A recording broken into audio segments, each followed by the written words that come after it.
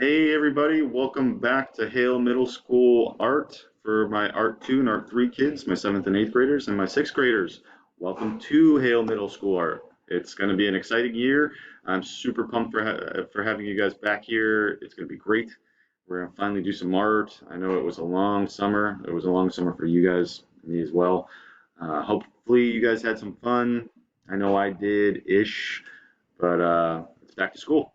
So a few things I want to go over with you guys. First off, um, due to COVID-19, we are no longer able to share art supplies. So the classroom art supplies that I normally provide to all the students, I can't do that. But the solution to that is I went out and purchased art kits, and they're available for you guys for $13 a piece. And they come with a lot of stuff.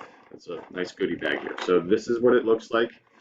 It comes with a watercolor kit, ruler, colored pencils, Crayola colored pencils, two regular pencils, 8-inch pair of scissors, big eraser, ultra fine point Sharpie, two regular Sharpies, a glue stick,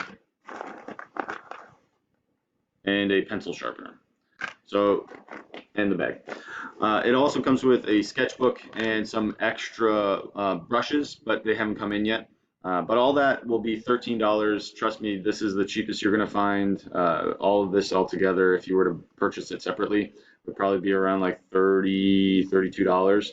But I was able to get it in bulk with my teacher discount, so I'm giving it to you at what I paid. So 13 bucks, you'll get all that stuff, and it's a great deal. And that way we can actually do artwork in art class, which I would rather do that than do art appreciation. So that'll be available. We'll talk about that more next week. Also, there's going to be some new procedures in the art room. Again, we'll go over that stuff throughout week one. Week one will just be getting used to this whole new environment that we're in. But with that being said, it's so exciting to have you guys here. I am pumped, ready to roll, and I hope you guys are too. I will see you on Monday. Take care.